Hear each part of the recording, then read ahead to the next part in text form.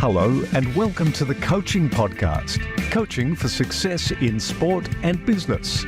Your host is Emma Doyle, the energy and high performance under pressure coach who is a world leader in unleashing human potential. Buckle up for this high octane session.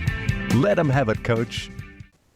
G'day, everybody, and welcome to the Coaching Podcast. I have the pleasure today to interview Jennifer Fraser, and she's an award-winning educator and best-selling author of The Bullied Brain, Heal Your Scars and Restore Your Health. She works as a consultant who transforms organizational cultures from an outdated bullying model to a new brain-informed framework. Jennifer, welcome to the show.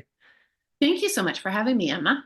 I really appreciate speaking with you. I'm so excited to unpack neuroscience and so much more. But we do like to start with a bit of a pattern break question. So I'm going to go with pancakes or French toast. I'd have to say pancakes, gluten-free. Wonderful. Take me back to how did you get started in looking into the neuroscience and the brain? Where did it all begin for you? Yeah, I've been a teacher at a bunch of different levels. So I started teaching at University of Toronto, and I taught at college level. Then my husband's work moved out here to Victoria, which is west coast of Canada. Mm-hmm. And I started working in independent schools, and my kids were little. I had an 8-year-old and a 12-year-old, and the 8-year-old ended up being diagnosed by an educational psychologist. She said he had less than 0%, or less than 0.1%, so zero basically, to learn visual information. And our school system right now is very visually oriented, as we all know. So this was kind of a really serious learning disability. And as an educator myself, I was like, oh, what are we going to do? And I talked to my colleagues, and they said, look at this new school. It's really innovative. It's called Eton Aerosmith School. Well, we'd never heard of it. I went and met with them multiple times, and they had this neuroscience approach, brain science approach. And I was pretty shocked because as a teacher of many years, I'd never even thought about the brain. You know, I have a PhD and never mentioned in my schooling, let alone my BA, let alone my master's, let alone my PhD. Nobody had ever mentioned the brain, even though we teachers are in the business and coaches, we're in the business of brains. It's just like this hidden thing or this taboo topic, or no one talks about it. So I educated myself. We enrolled our son in the school for 4 years. After 4 years, so he wasn't doing things like posters on gorillas and, oh, I'm going to read this book and I'm going to do some math problems. It was a radically different approach that was all about cognitive strengthening. So strengthening the parts of the brain that had deficits. It sounded pretty far out, but after 4 years, he went back to the same educational psychologist. And she said, I've never seen this before. This is unbelievable. He doesn't any longer have any deficit. There's no weakness in that cognitive neural network for visual information. Like, he was off the charts, auditory child. He could remember anything said to him. He just couldn't remember anything if he read it. He could read perfectly, just couldn't retain the information. Well, now he's a voracious reader at 23 and retains every single detail like a photographic memory. So this was my first introduction where I was like, wow, I need to learn about neuroscience, especially as a teacher, especially as a parent. And then this is the last part of a long-winded answer to your question. I got pulled into a situation at the school I was teaching at where students were reporting that they were being really badly bullied by 4 educators. That was emotional and physical abuse.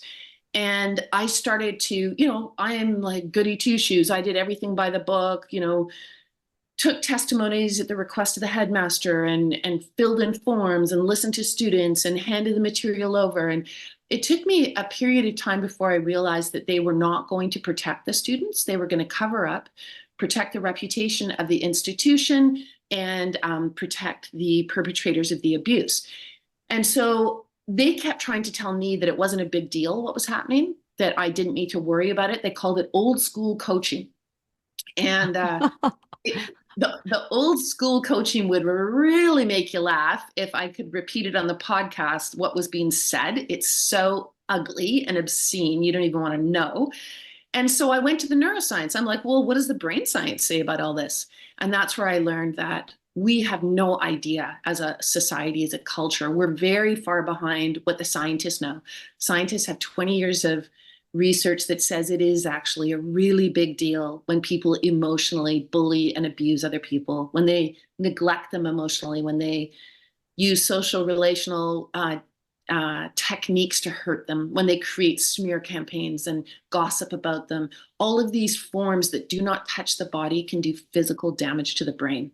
And so then, as a teacher, I felt obligated to get this information out to my colleagues and to everyone. Mm. So bullying, I mean, okay, I'm a child of the 80s, Jennifer, right? It's been around for years, and now we've got all these labels to be able to call it out. Do you think that's a good thing? It definitely is. It is in the sense of not, I'm an 80s kid too. And you know what I think about that I helps me really understand what bullying is. You'll get this instantly. Bullying is like secondhand smoke. So when you and me were growing up, there was a special place at school, high school, where you could have cigarettes. Yep. Your teachers smoked. There was smoking. You had the little curtain on the plane that separated the smokers from the non-smokers. Because and every business, your doctor would smoke a cigarette while he wrote you a prescription. Like everybody smoked. It was the most normal thing in the world. We were just permeated with it. It was heavily advertised to us as a toughening up agent. You know, smoking was cool. It was sophisticated, and it made you, you know, independent and a part of nature, like a real man. It made you the Marlboro Man, actually. And we all wanted to be that. You know, we wanted to be him out on our horse, you know, didn't need anybody.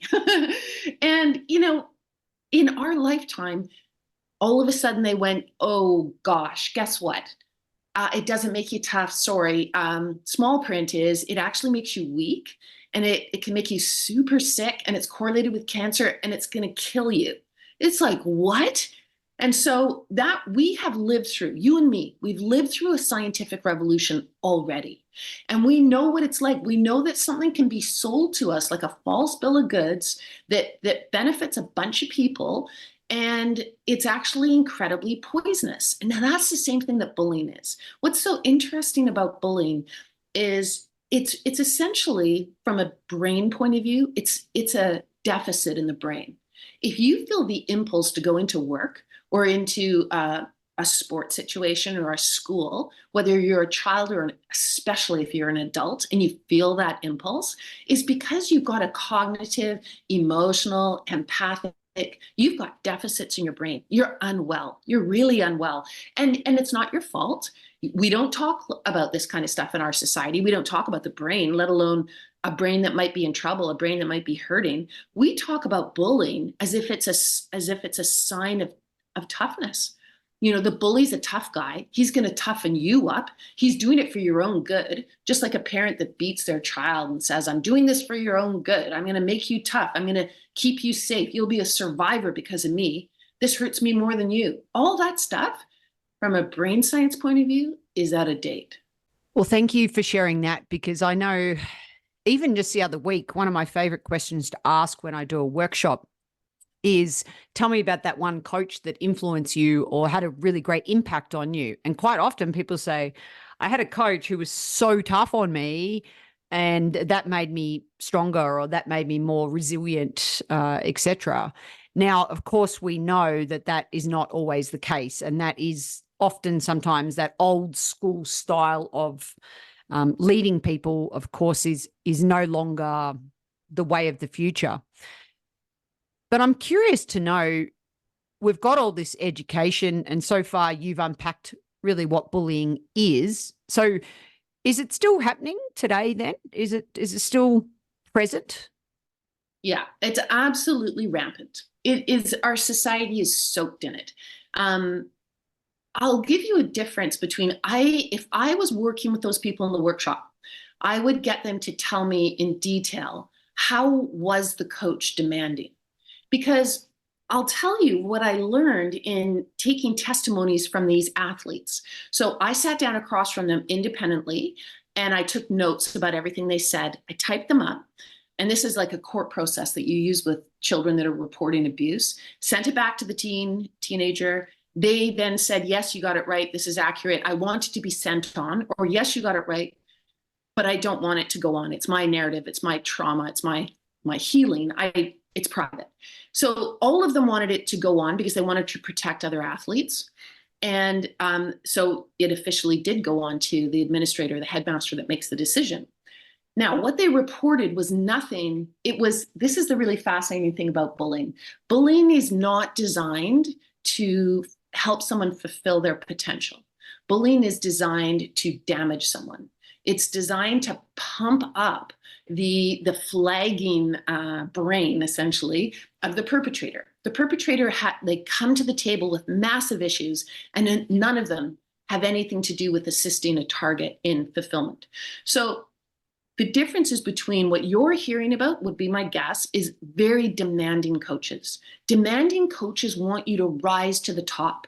They see your potential. They will draw on everything they've got to see you flourish and become your best and push past your comfort zone and try things that you didn't have the courage to try and believe in yourself. These are the great demanding coaches with high expectations who athletes will never forget. That was not what was described to me. What was described to me was a culture of favoritism, and I'll explain why that's really important. Favoritism, fear, and humiliation. Favoritism, fear, and humiliation do not create great athletes, and they destroy brains, and they destroy people's health, the targets in particular, but all the bystanders and even the beneficiaries can suffer from it. The reason why a bullying or abusive individual needs favorites is because they're the defenders, because reports will always come in that the person is abusive. So you need to have a little chorus of people who get benefits, who don't achieve things by meritocracy, they're given privileges, opportunities, and they're not brutalized. That group is the vocal core that comes together and says, yes, this is the best coach we ever had. Everything you're being told is not true. They're critical in the workplace, they're critical everywhere. So that's where the favoritism comes in. Fear is all about empowering the abuser. The abuser loves to see cowering, crying. Really, they like to see someone self-destruct. And we see this in sport where, for a classic example of this would be Jordan McNair. He's a 19-year-old football player in the US. He was playing for University of Maryland. He was in a fully toxic culture of like what I just described: favoritism, fear, and humiliation, tons and tons and tons of homophobic humiliation, to the point where the young male athlete does not want to be associated with female anything, which is weakness and disgusting and revolting. And you have to constantly demonstrate your virility by doing things like playing in extremely high temperatures, but never stopping. Well, his body started to shut down. He started to go into complete collapse. He couldn't concentrate. He was falling all over himself, and they were just lambasting him with homophobic slurs. Well, he had heat exhaustion, and he died 2 weeks later. So, I mean, and the coach, the amazing thing about all this, and this is, I'm sad to say, really typical. I mean, I research abuse now all the time, and this is textbook. The coach was not penalized in any way. He was brought back to coach the following season. So imagine these boys, they're 18 to 20, whatever. They come back, and there's the coach who was responsible for the death of a kid. And it's like business as usual. He ultimately was fired because of huge uproar, but it took huge uproar to even say, I mean, can you imagine in the workplace, if I went into the workplace and I'd so badly treated someone that they couldn't recognize their own body was self-destructing and they were dying, and they couldn't even recognize it because they were trying to fulfill my psychosis, I wouldn't be fired. I mean, we've gotten to a kind of a crazy place with all of this.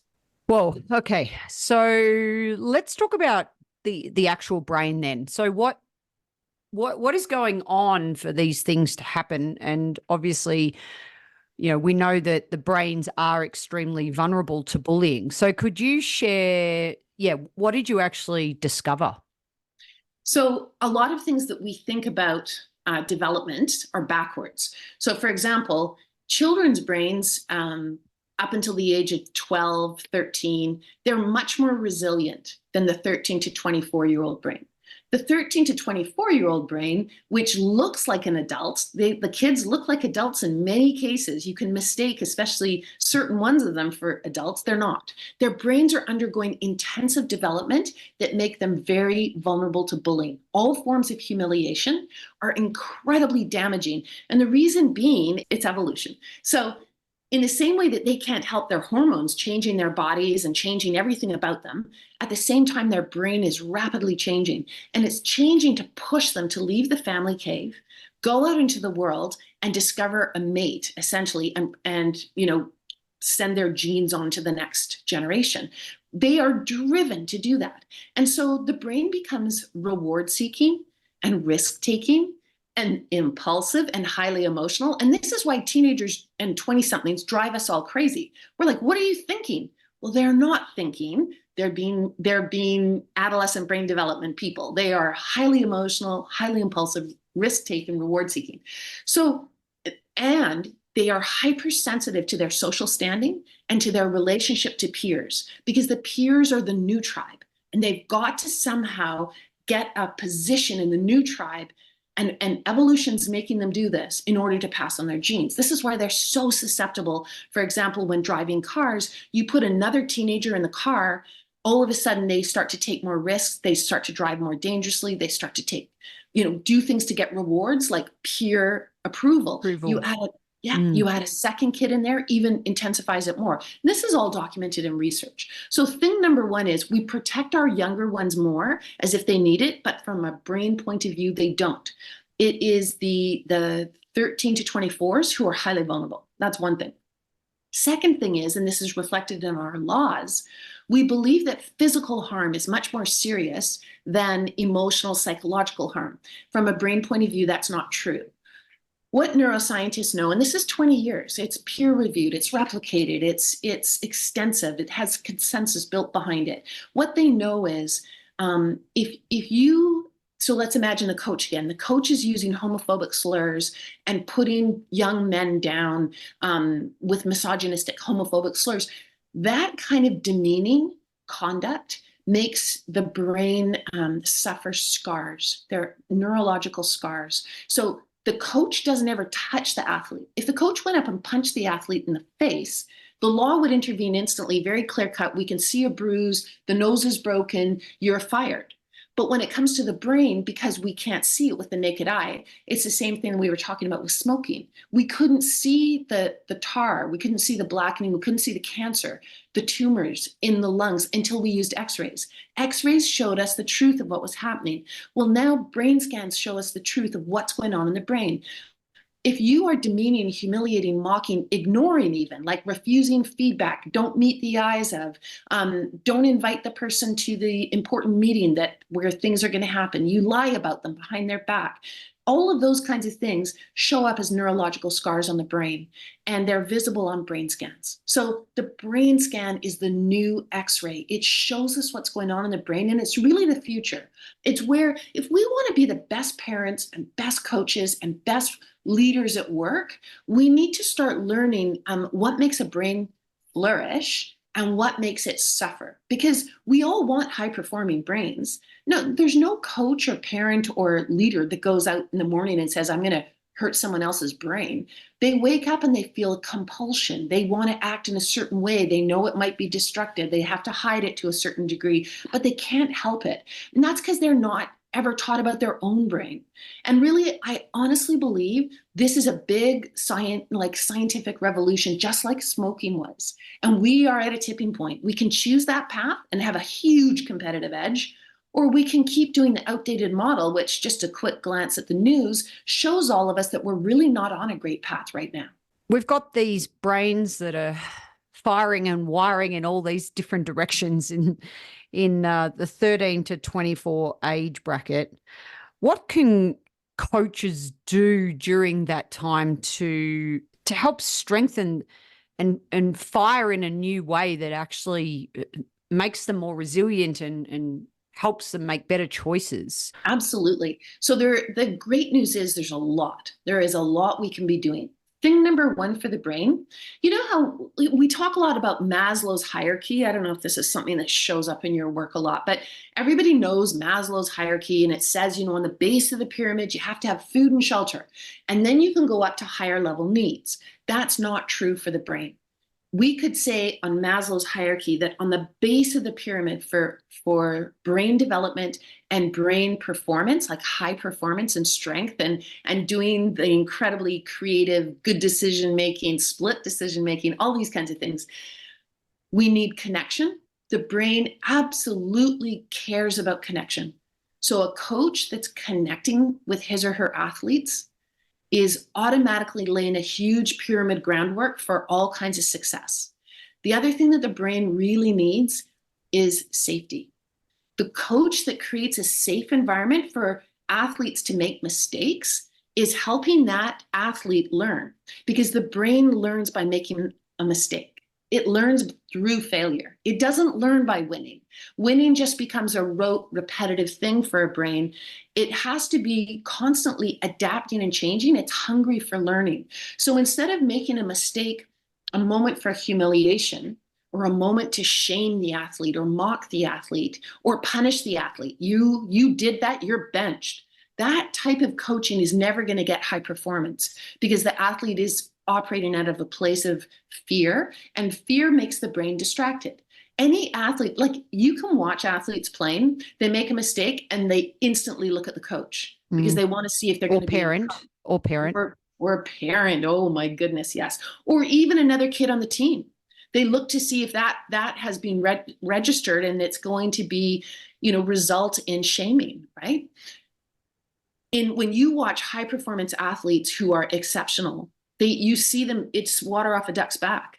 They make a mistake and they're already into the next moment. That's just irrelevant to that brain. It's just a part of flow. It's a part of, high level athletics. So safety is key. Connection is key.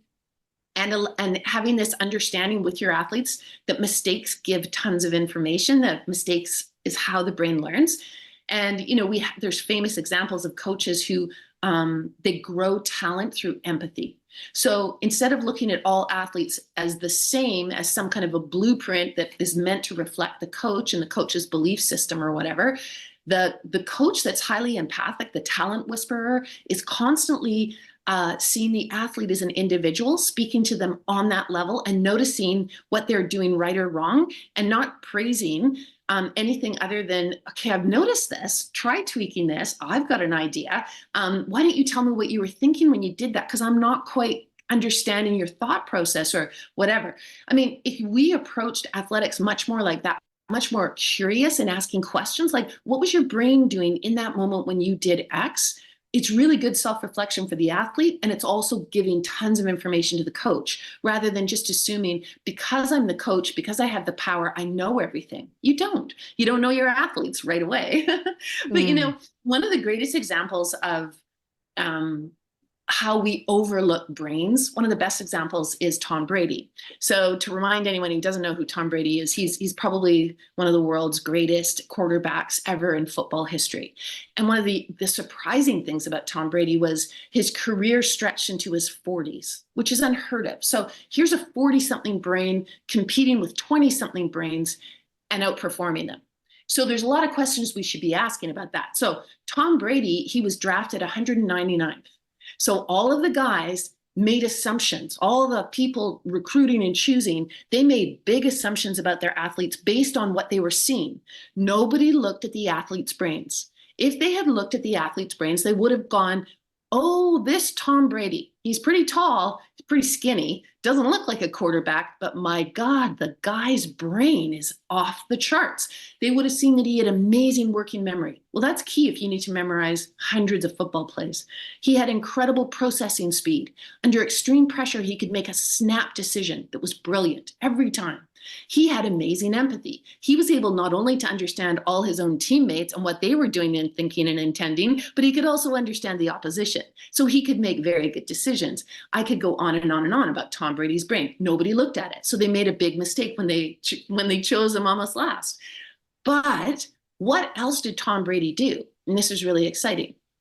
He does daily brain training. He doesn't just train his body, which is the old model. He trains his brain. And every single coach who wants athletes and a winning team and a competitive edge could be having their athletes do daily brain training, online, gamified, cheap, but it's what Tom Brady does every day. It's called Brain HQ, stands for Brain Headquarters. Now, all employees in the workplace should be doing this as well. If we want to have super fast Tom Brady anti-aging brains, we'd all be putting in half an hour a day in the brain fitness room, in the brain gym, doing our workout. And another big scientific revolution that you and I have lived through was the fitness, the aerobics revolution that happened. It used to be we'd all sit in the workplace, sit in our desk all day long, and then all of a sudden Jane Fonda came on the scene and said, hey, you don't have to be a great athlete to be in shape, and getting in shape means you'll be happier, healthier, and more high performing. And from a workplace point of view, it was like, oh boy, these people don't take sick days and they are much nicer.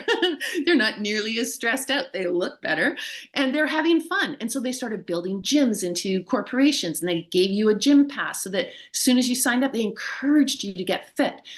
Again, tipping point. We are on the tipping point of a brain fitness revolution. It's something that we can do for ourselves. We don't have to wait until we have a neurological crisis. We can strengthen our brains every single day, just like our muscles. So are you talking about little brain activities, Wordle or?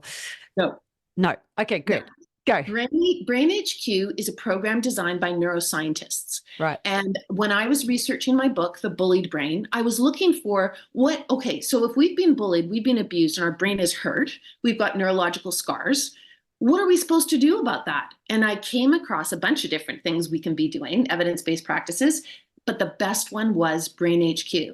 Brain HQ is designed by neuroscientists. It's the program that Tom Brady does every day. The international team of neuroscientists that designed it to ward off Alzheimer's. But one day they were in the lab working away on this program that it's not a lot of fun. I mean, I do Brain HQ and it's not fun. It's hard work. It's half an hour of hard work. You do navigational exercises and working memory exercises, peripheral vision.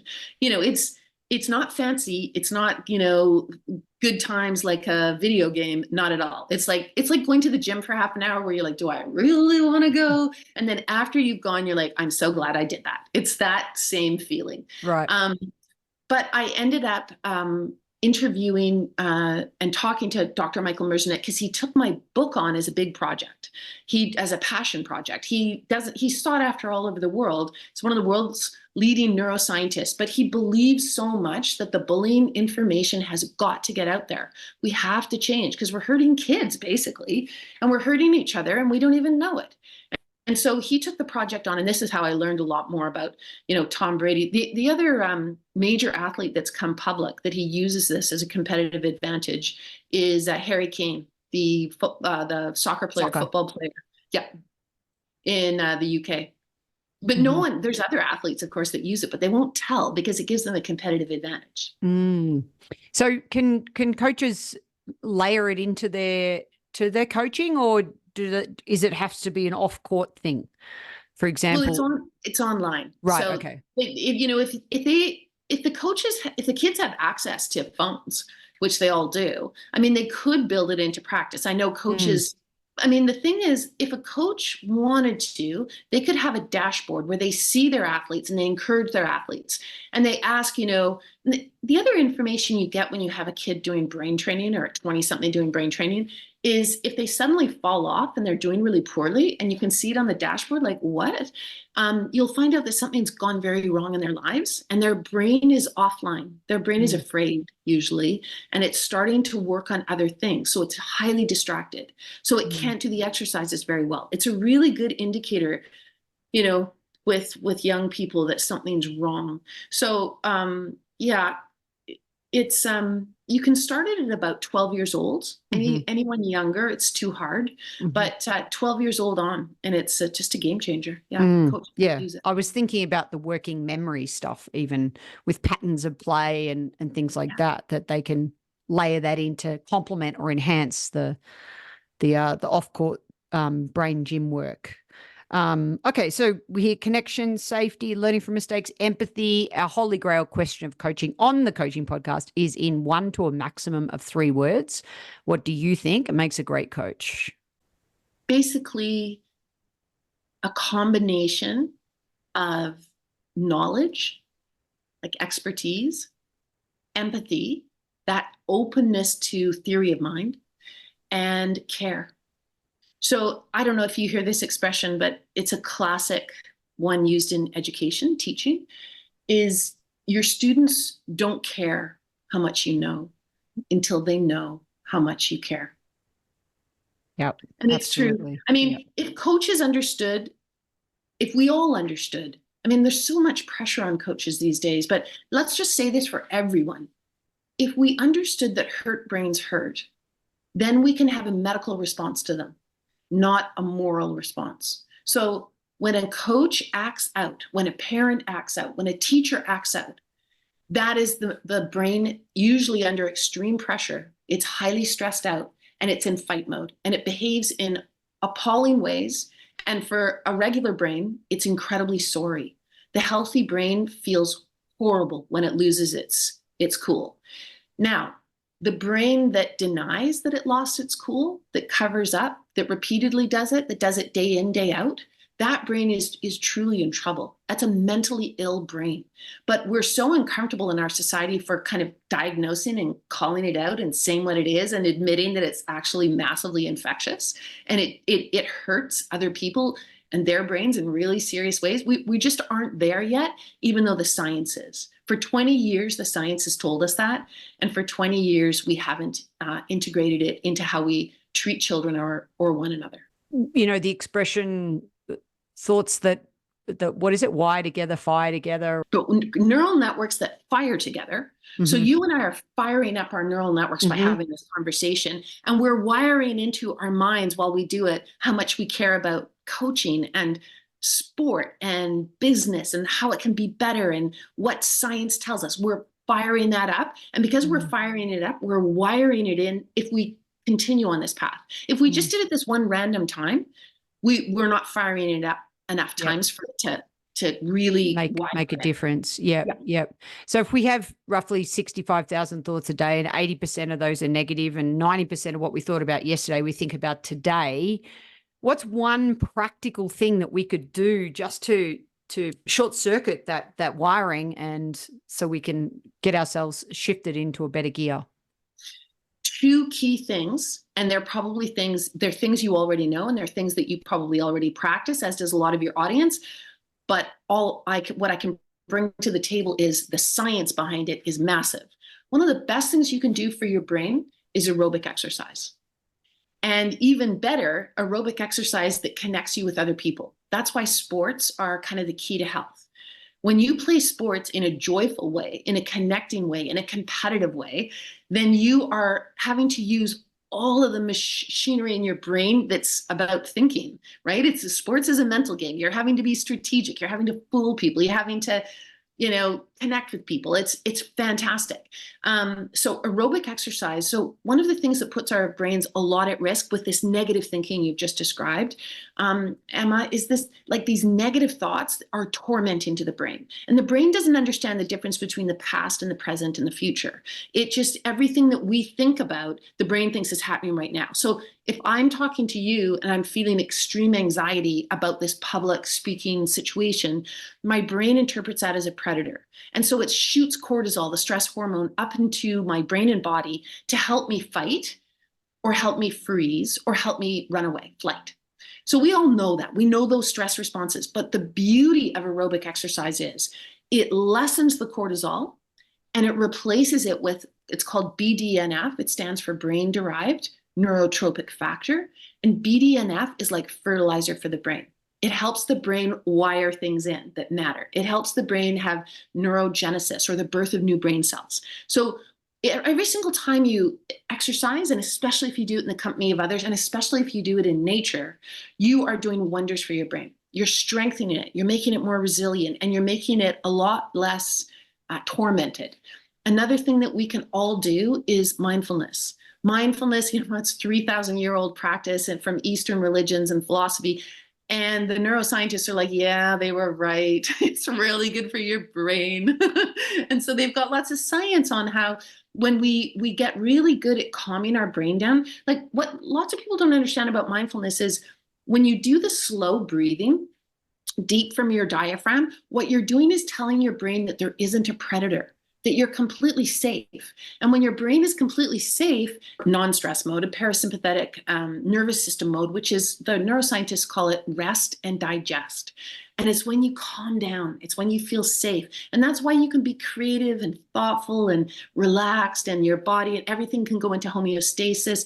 And these times, like especially in the 21st century, we're under a ton of pressure and stress from 800 different directions all day long. We have to build in time to tell our brains it's safe, it's calm, I'm deep breathing because there's nothing putting me at risk. You and I can have a moment. We can just calm down, and it's really good for you.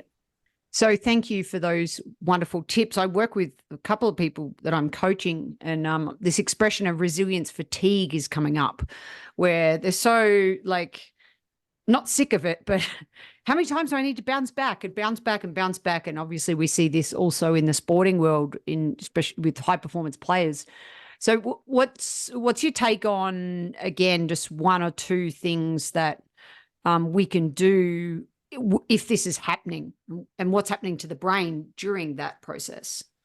Yeah, so one of the things that I think about is psychiatry and psychology, which are much better known models than neuroscience. Psychiatry and psychology really focuses on the past. We unpack what happened in the past, a trauma from the past. Once we've unpacked it, then we can let it go and move forward as a kind of refreshed self. You know, we've conquered, or we've become so aware, so understanding of our past self and how we had this terrible trauma. Mindfulness is in the present, constantly teaching you to get in the present. The way to think about, or the way I think about neuroscience, is it's all about the future. So rather than saying, oh, I have to be resilient, I have to learn to bounce back, you can take a moment and say to yourself, what is it that I want in the future? Because neuroscience teaches me that I have neuroplasticity. We have neuroplasticity until our last day on the planet. That means we can change our brains by what we practice. That's where the empowerment piece comes. But we also have to be smart, because the other thing that impacts our neuroplasticity is environment. If we're in a toxic environment so that we are always having to rebuild our resilience, you got to get out. I mean, unless you can change it, and we all know trying to change those toxic environments is like, forget it. It's too much energy and time and so on. You want to be strategic and plan your escape, because then you can put your energy into, what is my future self? Who is it that I really want to be? Because if I set in practice now a program, I'll be there in 6 months. From a brain point of view, that is absolutely reasonable. It's not out there. It's not woo-woo. It's nothing but science.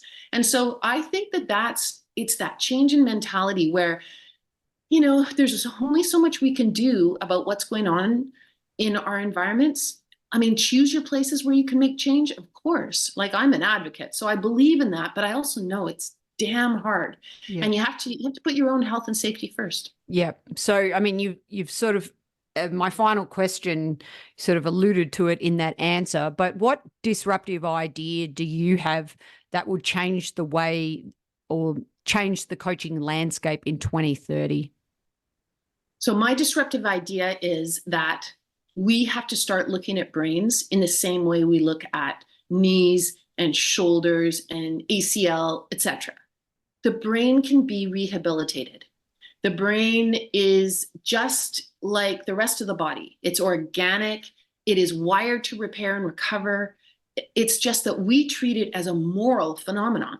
So I tackle this all throughout the Bullied Brain. I call the book The Bullied Brain to really emphasize the point that we all bully our brains. We ignore them.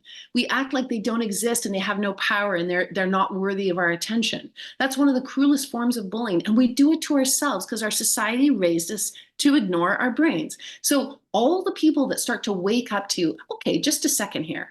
What can I do with my brain? How can I care for it? And how does that help me care for the brains in my world?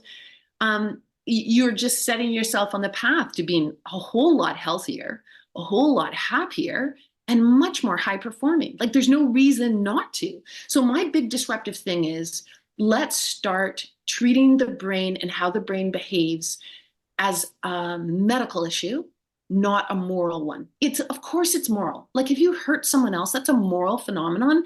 But imagine what we'd like. So just to give a quick sidebar, what I'm working on right now with an amazing group of people in the US and Pennsylvania is we are developing a program in order to say to young offenders, here's your choice. You go to jail for 6 months for whatever you did, or you come and do our brain training program for 6 months.